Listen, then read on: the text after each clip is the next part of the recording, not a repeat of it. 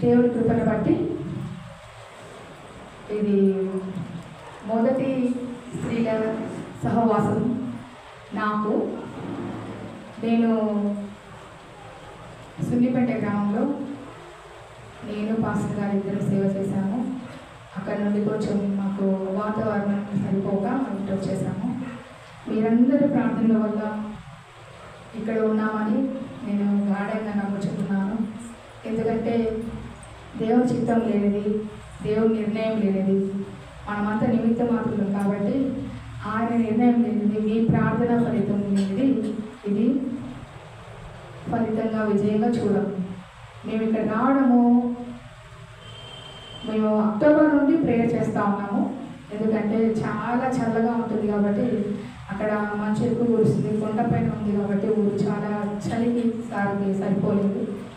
ఎండాకాలం నాకు సరిపోదు, చాలా సఫర్ అవుతున్నాము. కాబట్టి మేము అనుకున్నాము కొంచెం దగ్గరలో ఉంటే బాగుంటుంది, పేరెంట్స్కి కూడా దగ్గర ఉంటే బాగుంటుందని.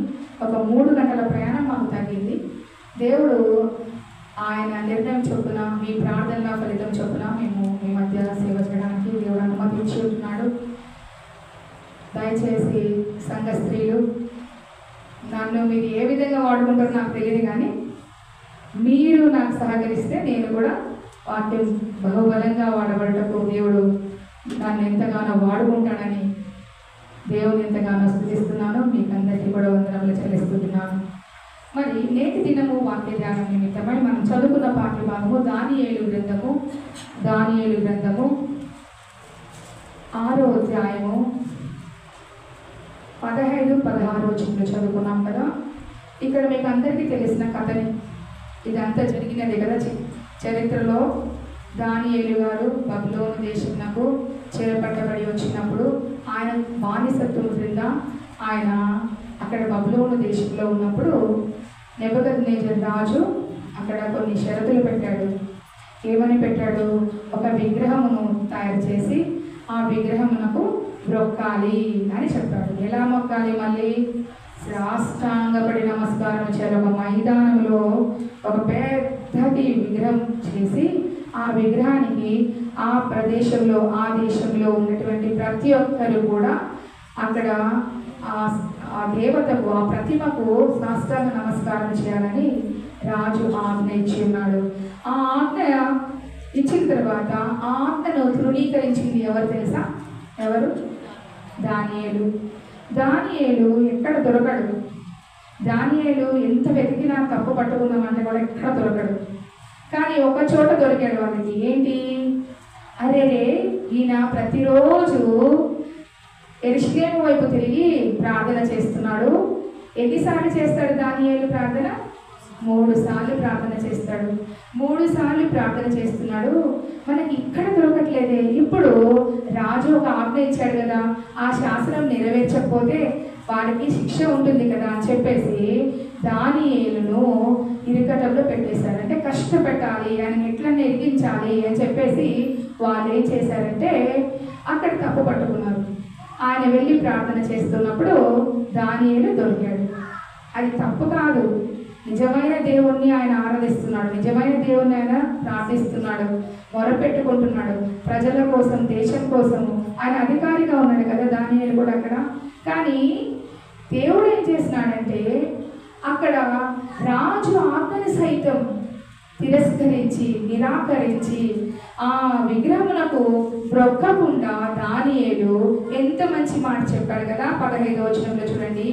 ఆ మనుషుడు దీన్ని చూచి రాజసన్నిధికి సందడిగా కూడి వచ్చి, రాజా, రాజు స్థిరపరిచిన ఏ శాసనము కానీ తీర్మానము కానీ ఎవడునో రద్దుపరచ జాలడు. ఇది మాదీలకును పారసీలకును విధేయని తమను తెలుసుకొనవలనండి. 16వ వచనంలో అంతటా రాజు ఆజ్ఞయ్యగా బంట్రౌతులు ఏం చేశారు? దానియేలును పట్టుకొని పోయి ఎక్కడ వేశారు?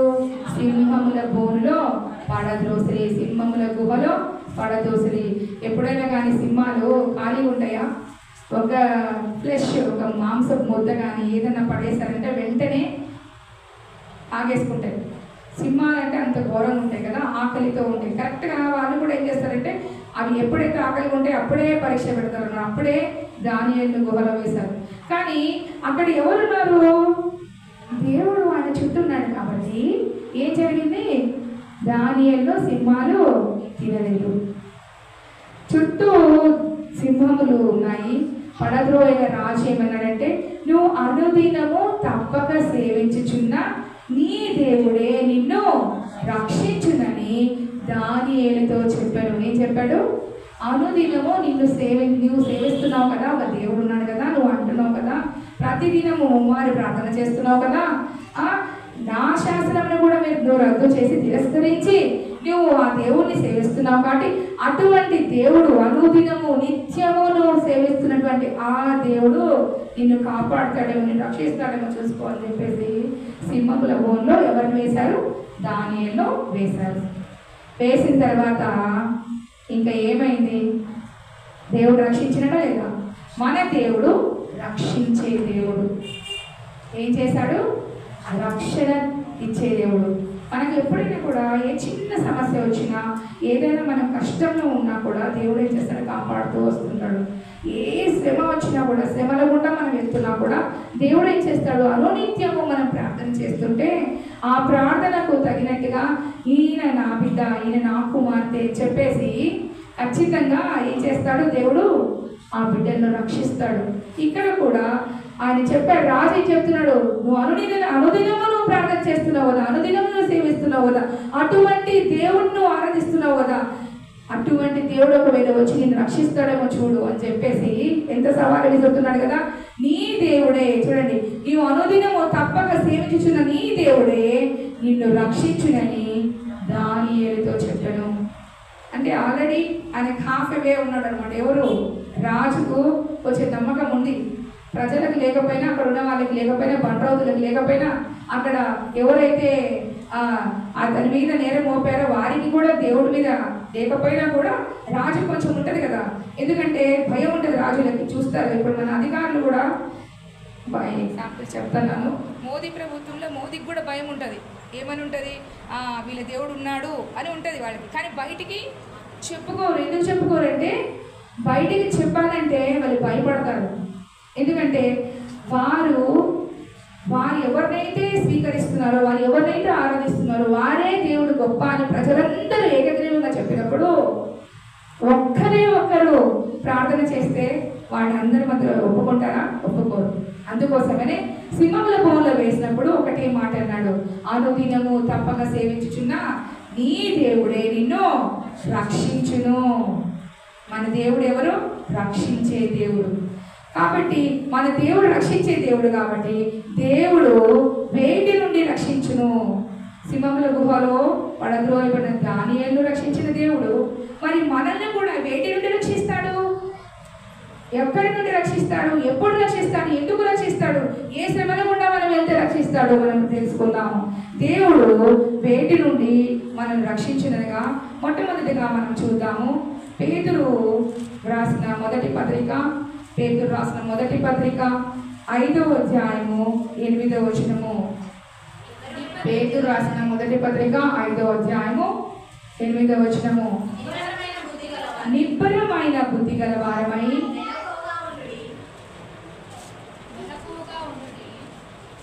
మొదటి పేతురు 5వ అధ్యాయం 8వ వచనం. మెలకుగా ఉండుడి, మీ విరోధి అయిన అపవాది గర్జించు సింహం వలె ఎవరిని మృగుదునా అని వెతుకుచూ తిరుగుచున్నాడు. ఏంటంట? మనము ఎట్లా ఉండాలంట? నిబ్బరమైన బుద్ధి గలవారై మెలకువగా ఉండాలి. మెలకువగా లేకపోతే, మన మనసు నిబ్బరంగా లేకపోతే, మన బుద్ధి చంచలంగా ఉంటే ప్రాబ్లం అవుతుంది. మనం నిబ్బరం కలిగి జీవిస్తే మన బుద్ధి ఎట్లా పెట్టుకోవాలంట? నిబ్బరం కలిగి జీవిస్తే, మెలకువ కలిగి జీవిస్తే. దేనిలో మెలకువ కలిగి ఉండాలి? ప్రార్థన యందు కదా. ప్రార్థన చేస్తూ మెలుగు కలిగి జీవించాలి. మనకి ఎన్నోసార్లు అపోస్తలుడైన పౌలు చెప్తాడు, మెలుగు కలిగి జీవించాలి, ప్రార్థన చేస్తూ బ్రతకాలని. అందుకని ఇక్కడ కూడా పేతురు భక్తుడు అంటున్నాడు, నిబ్బరమైన బుద్ధి గలవారై మెలుగుగా ఉండుడి, మీ విరోధి అయిన అపవాది. అపవాది అంటే ఫుట్ నోట్స్లో ఏముందండి? సాతాను. సాతాను అను సింహము నుండి మనను రక్షిస్తాడు. దేవుడు వేటి నుండి మనం రక్షిస్తాడు? సాతాను అనే సింహము.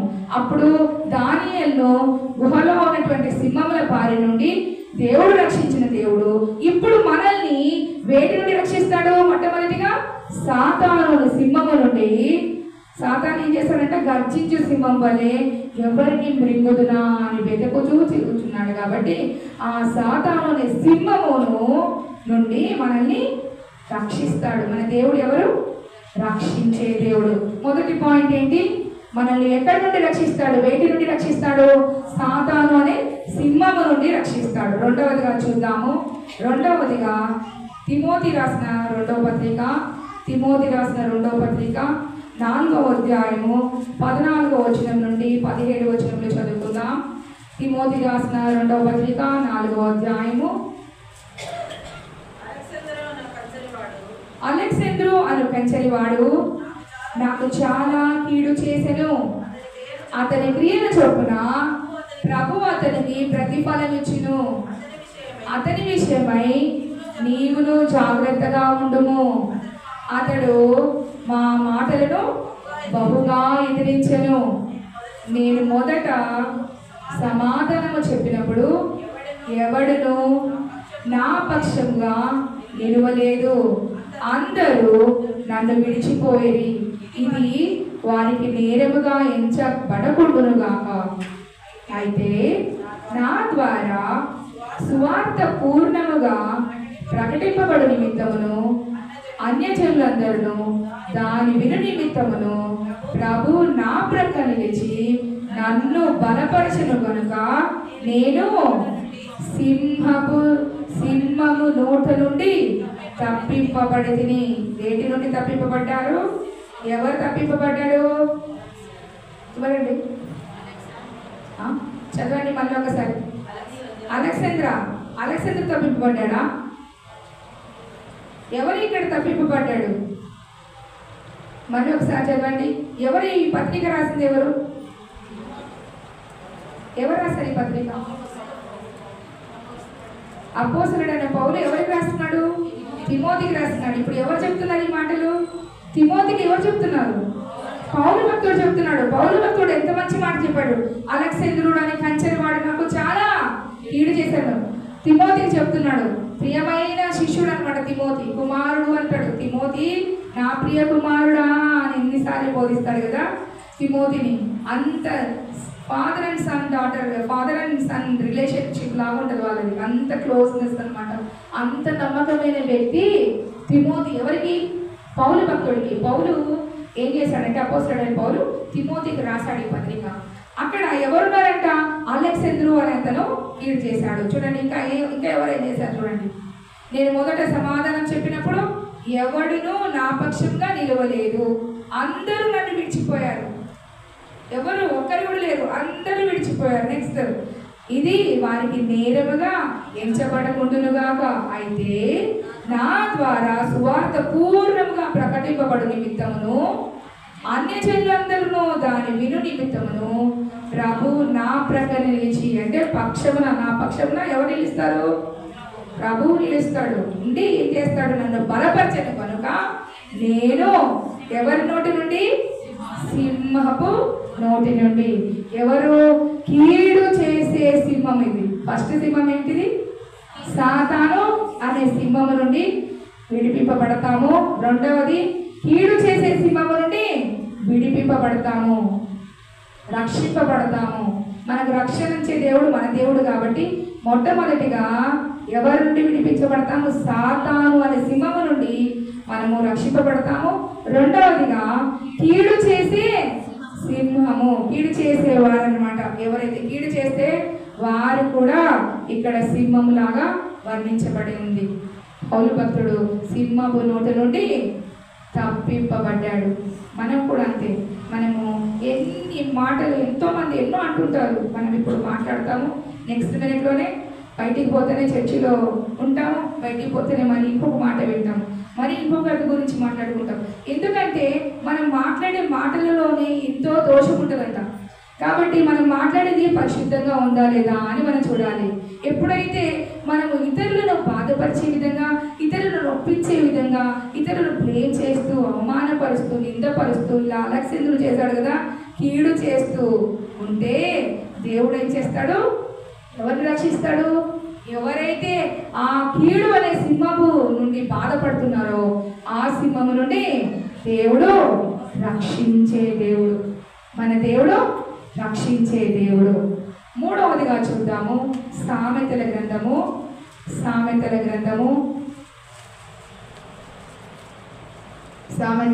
28వ అధ్యాయము 15వ వచనము. సామెతల గ్రంథము 28వ అధ్యాయము 15వ వచనము. బొబ్బరించు సింహమును తిరుగులాడు ఎలుగుబంటియు ఏంటండి? దరిద్రులైన జనుల నేలు దుష్టుడును సమానములు. ఏంటి? బొబ్బరించు సింహము. బొబ్బరించు సింహము దేనితో సమానము? దుష్టుడితో సమానం. ఇప్పుడు మనము మూడవదిగా దేని నుండి మనము రక్షింపబడతాము? దుష్టుడు అనే సింహము నుండి మనము రక్షింపబడతాము. చూడండి, యేసు ప్రభు ఈ లోకానికి రక్షకుడుగా వచ్చాడు, రక్షించాడు మనందరినీ. మనం రక్షిస్తూ మనల్ని ఎప్పుడూ కాపాడే దేవుడు కదా. మనం ఇందాక చదువుకున్నాము ఉత్తర ప్రత్యుత్తర రీతిగా చదువుకున్న పాఠ్యభాగంలో 27వ కీర్తనలో 1వ వచనంలో ఇంత మంచి మాట ఉంది కదా. ఏమనింది? యెహోవా నాకు వెలుగును రక్షణయునే ఉన్నాడు. ఎవరు? మన దేవుడు రక్షించే దేవుడు, రక్షణయునే ఉన్నాడు. నెక్స్ట్, నేను ఎవరికి భయపడుతును? యెహోవా నా ప్రాణదుర్గము, నేను ఎవరికి వెళుతును? తర్వాత, నా శరీర మాంసంలో తినుటకై దుష్టులు నా మీదికి వచ్చి ఉన్నారు. నెక్స్ట్, నన్ను బాధించే శత్రువులు నా మీదికి వచ్చినప్పుడు వారు తొట్టిల్లి కూలిరి. నాతో యుద్ధము చేయు దండు దిగినను నేను ఎప్పటికీ భయపడను. నా హృదయం ఎప్పటికీ భయపడదన్నమాట. అంత నిబ్బరం కలిగి జీవించాలి మనం. నిబ్బరమైన బుద్ధి కలిగి జీవిస్తే దేని నుండి తప్పింపబడతాము? సాతాను అనే సింహము నుండి రక్షింపబడతాము. రెండవదిగా ఏం చూసాము? కీడు చేసే సింహము నుండి తప్పింపబడతాము. మూడవదిగా ఎవరి నుండి తప్పింపబడతాము? దుష్టుడు అనే సింహము నుండి తప్పింపబడతాం, రక్షింపబడతాము. మన దేవుడు రక్షకుడు. ఆనాడు దానియేలును సింహపు బోన్లో రక్షించిన దేవుడు నేటి దినమున మనల్ని కూడా రక్షించే దేవుడు. ఎవరి నుండి మరి ఒకసారి రివైజ్ చేసుకుందాం. ఎవరి నుండి రక్షింపబడతాం మనము? సాతాను అనే సింహము నుండి రక్షించును దేవుడు. తర్వాత కీడు అనే సింహం నుండి రక్షించును. మూడవది దుష్టత్వము అనే సింహము నుండి రక్షించును. నేడు నీవు శ్రమలు, కష్టాలు, ఆర్థిక పరిస్థితులు, అనారోగ్యము, వీటన్నిటి కూడా ఒక సింహం లాంటివి. ఇవన్నీ కూడా మనం బాధపడుతున్నామా? ఒకవేళ ఆర్థిక ఇబ్బందులతో బాధపడుతున్నామా? కష్టం ఉందా? మనకి ఏమన్నా శ్రమ ఉందా? వేదన ఉందా? ఇరుగులు, ఇబ్బందులు మనతో బాధిస్తున్నాయా? మన అనారోగ్య శరీరంలో అనారోగ్యంతో బాధపడుతుందా? ఒకవేళ ఇవన్నీ కూడా మనం చూస్తే ఆనాడు దానియేలును సింహపు బోన్లో వేసినప్పుడు ఆ సింహాలు ఎలా ఉన్నాయో ఇవన్నీ కూడా మనకు సింహము లాంటివి. ఇటువంటి సింహాల నుండి మనల్ని దేవుడు రక్షించే సమర్థుడు. చూడండి ఎంత మంచి మాట. ఆనాడు రాజు చెప్పాడు, రాజు శాసనమే తిరస్కరించినటువంటి దానియేలు ఎప్పుడైతే సింహబోన్లో పడ్డాడో సింహాలు నోళ్ళు మోయించిన దేవుడు కాబట్టి ఏమని శాసనం చేశాడు తెలుసా? ఒకసారి మళ్ళీ దానియేలు మూల పాటను పోదాము. దానియేలు గ్రంథం 6వ అధ్యాయంలో చూద్దాము. ఎంత మంచి మాట అంటాడంటే రాజు, చూడండి,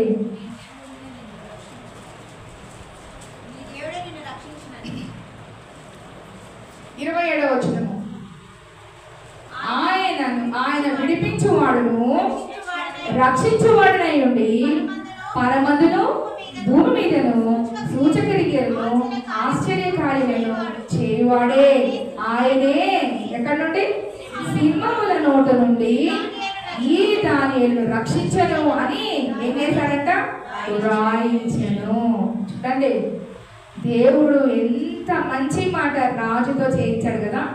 రాజాజ్ఞ తిరస్కరించిన దేవునికి భయపడినటువంటి దానియేలు ఎప్పుడైతే దేవునికి భయపడి ఆ ప్రతిమకు సాష్టాంగ నమస్కారం చేయలేదో అప్పుడే రాజు సైతము అక్కడ ఉన్నటువంటి ప్రజలకందరికీ ఎంత మంచి మాట చెప్పాడు కదా. ఎవరు చేస్తాడు ఆశ్చర్య కార్యాలు? మన దేవుడు చేస్తాడు. మన దేవుడు ఏం చేస్తాడు? గొప్ప కార్యములు చేస్తాడు, సూచక్రియలు చేస్తాడు, ఆశ్చర్య కార్యములు చేస్తాడు అని చెప్పాడు. చెప్పేదే కాకుండా ఆయనే సింహముల నోట నుండి ఈ దానియేలును రక్షించను అని వ్రాయించేశాడు, ఒక శాసనం ఇచ్చేశాడు. జీవము గల దేవుడు అంటే చూడండి ఎంత మంచి మాట అంటాడు. ఇంకా పై వచనంలో చదివితే 26వ వచనంలో, నా సముఖమున నియమించినదేమనగా నా రాజ్యములోని సకల ప్రభుత్వముల యందు నివాసులు దానియేలు యొక్క దేవునికి భయపడచ్చు, ఆయన సముఖమున వణుకుచుండవలెను. ఎవరికి భయపడాలి? ఇప్పుడు సింహానికి కాదు భయపడాల్సింది, రాజుకు కాదు భయపడాల్సింది. ఎవరికి భయపడాలి? మనకు వచ్చిన కష్టాలకు కాదు భయపడాల్సింది, మనకు వచ్చే ఇరుకులు ఇబ్బందులు శ్రమలకు కాదు భయపడాల్సింది. మనకు ఆర్థిక సమస్యలు వస్తే భయపడకూడదు. ఏంటి? మన శరీరానికి అనారోగ్య సమస్య వస్తే అసలే భయపడకూడదు. భయపడకుండా ఏం చేయాలంట? దానియేలు యొక్క దేవునికి భయపడచ్చు, ఆయన సముఖమున వణకుచుండవలెను. ఎప్పుడైతే మన దేవుని సన్నిధిలో మనం వణుకుతూ, మనం ఒకసారి చూసాం కదా, హన్నా ఇంతకుముందు నేను వచ్చినప్పుడు చెప్పిన హన్నా ఏం చేసింది? ఆమె హృదయం అంతా ముమ్మరించిందంట, మూలుగుతుందంట. ఎంత అంటే ఆమె అంతగా కృంగిపోయింది. ఎందుకు కృంగిపోయింది? ఆమె పడిన బాధ గొడ్రాలు అనే నెపం ఆమె మీద పడ్డది. ఆ బాధ నుండి విముక్తి కలగడానికి ఆమె ప్రతిసారి ఎక్కడికి వెళ్తుంది? షిలోహ్ అనే మందిరం వెళ్ళి అక్కడ ప్రార్థన చేస్తుంది. కానీ యాజకుడు కూడా ఏమంటాడు? ఆమె మత్తురాలుగా ఉన్నదేమో, మూలుగుతుంది అనుకుంటాడు కదా. అంటే యాజకులు కూడా నమ్మలేదు, ఇక్కడ కూడా రాజు నమ్మలేదు. కానీ దేవుడు ఏం చేసినాడు? దానియేలును రక్షించినాడు సింహబోల నుండి. దేవుడు ఆ శాసనంలో రాజ్యంలో ఉన్నటువంటి శాసనం మార్చినట్టు చేశాడు. చూడండి ఎంత మంచి మాట. ఆయనే జీవము గల దేవుడు, ఆయనే యుగములు ఉండువాడు, ఆయన రాజ్యము నాశనము కానేరదు, ఆయన ఆధిపత్యము తుదం మట్టున ఉండును. మన దేవుడు నిరంతరము నిలిచే దేవుడు, మనల్ని రక్షించే దేవుడు, మనల్ని కాపాడే దేవుడు. ఏ శ్రమ వచ్చినా, ఏ కష్టం వచ్చినా ప్రియనేస్తమా, ప్రియ సహోదరి గారా, ఒక్కసారి ఆలోచించుకోండి. దేవా, ఈ క్షణమే, ఈ దినమే నా ప్రభువా నాతో మీరున్నారన్న ధైర్యం నాకు ఉంది ప్రభువా. మీరే ఆనాడు సాతాను చెర నుండి, సాతాను సింహాల చెర నుండి, సాతాను చెర నుండి, కీడు నుండి, దుష్టత్వం నుండి మీరు ఎలాగైతే మమ్మల్ని తప్పిస్తారో ఇప్పుడు నేటి దినమున కూడా మీరు మాతో మాట్లాడి ఉన్నారు కదా ప్రభువా. ఇప్పటి నుండి మాకు వచ్చే ప్రతి శ్రమ నుండి కూడా, ప్రతి కష్టం నుండి, ఇరుగు నుండి, ఇబ్బంది నుండి, ఆర్థిక సమస్య నుండి, అనారోగ్య సమస్య నుండి, ఏ పరిస్థితి నుండి ఉండవెళ్తున్నా కూడా దేవుడు నువ్వు ఉన్నావు నాయన. జీవము గల దేవుడు నువ్వు, సూచక్రియలు చేసే దేవుడు, ఆశ్చర్యకార్యములు చేసే దేవుడు. ఆనాడు రాజు సైతం రాజ్యంలో ఉన్నటువంటి శాసనాన్ని మార్చిన దేవుడు. అటువంటి దేవుడు మాకున్నావు నిరంతరము, యుగ యుగములు అవును ఆమె అని చెప్పే విధంగా మన దేవుడు ఉన్నాడు. ఇప్పుడు కూడా నిరంతరము ఆయన పరలోకమందు పరిశుద్ధుడు పరిశుద్ధుడు పరిశుద్ధుడు నిత్యం అప్పగొడబడుచున్న మన దేవుడు మనం కూడా ఏం చేయాలి? ప్రతిదినము, ప్రతి క్షణము ఉదయం లేచినది మొదలుకొని స్తుతి స్తుతి స్తుతి స్తుతి ఆరాధన చెల్లించాలి. ఏంటి మాకు పనులు లేవా? పనులు పెట్టుకొని మేము ఎట్లా చేస్తాము స్తుతి ఆరాధన? నా తల్లి చెప్పింది, మా మమ్మీ శ్రీలకుడిగా చెప్తా ఉంటే విన్నాను. నిత్యము విసుగక ప్రార్థన చేయాలి. ఎక్కడ ఉంది? లూకాసు వార్త 18వ అధ్యాయంలో ఉంది, మొదటి వచనంలో. వారు విసుగగా నిత్యము ప్రార్థన చేయాలి. మరి విసుగక నిత్యం ఎట్లా ప్రార్థన చేస్తారు? దానికి ఆన్సర్ మా సొల్యూషన్ కూడా మా మదర్ ఇచ్చినారు. మనం అంట్లు పడుకుంటున్నప్పుడు స్తుతి చెల్లిస్తుంది, లోపల స్మరణ చేస్తున్నారు. నేను మా ఫ్రెండ్ ఒక అమ్మాయి బ్రాహ్మణి అనమాట, నాతో పాటు భలే క్విక్గా చదివేది. ఆమెకు నాకు ఫస్ట్ ర్యాంక్ వస్తాను, సెకండ్ ర్యాంక్ వచ్చేది ఎప్పుడు స్కూల్లో కూడా. ఆ అమ్మాయి పెద్దగైన తర్వాత మేము వేరే కాలేజ్కి వెళ్ళిపోయినా, తను వేరే కాలేజ్కి వెళ్ళిపోయింది. కానీ వాళ్ళ ఇంట్లో మడి కట్టుకొని ముసలావిడ పెద్ద ఆవిడ వాళ్ళ అమ్మమ్మ ఏం చేశారంటే రోజు ఒక స్మరణ చేస్తుంటుంది, ఏదో పలుకుతా ఉంటుంది లోపల. ఏం చేస్తుందో నాకు తెలియదు కానీ బట్ సంథింగ్ ఒకటి చాంట్ చేస్తూ ఉంటుంది మంత్రాలు. అట్లనే మనం కూడా అంతే, పాటలు పాడుకుంటున్నప్పుడు పాటలు పాడుకోండి, దేవుని స్థుతించినట్టే కదా. పాటలు పాడుతూ చేస్తే ఇంకా పనులన్నీ చక్కగా చేసుకోగలుగుతాం. పనులు చేస్తున్నప్పుడంతా పాటలు వింటూ లేకపోతే పాటలు పాడుతూ మనసులో హృదయంలో స్థుతిస్తూ దేవుని అనునిత్యం స్థుతిస్తూ ఉంటే దేవుడు మనతోనే ఉంటాడా, వేరే వాళ్ళతో ఉంటాడా? మనతోనే ఉంటాడు. ఆనాడు దానియేలును రక్షించిన దేవుడు నేటి దినంలో నువ్వు ఏ శ్రమ గుండా వెళ్తున్నావా, సింహము ఎట్లయితే గర్జించే సింహం మన చుట్టూ ఎలాగైతే తిరుగుతుందో అటువంటి సింహంను సైతము ఏం చేస్తాడు దేవుడు? దూరపరుస్తాడు మన నుండి. దూరపరిచి మనం రక్షించే దేవుడు. కీడు నుండి, దుష్టత్వం నుండి, సాతాను నుండి రక్షించి మనకందరికీ విజయం చేకూర్చేలాగా దేవుని వెంటిల్లో మనమందరం తలలో వచ్చి ప్రార్థన చేస్తాం. ఒక చిన్న ప్రార్థన చేసుకుందాం.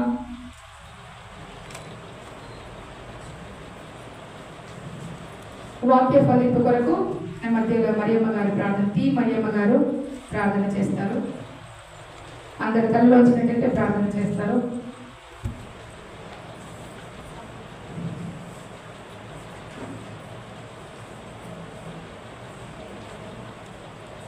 మరియమ్మ గారు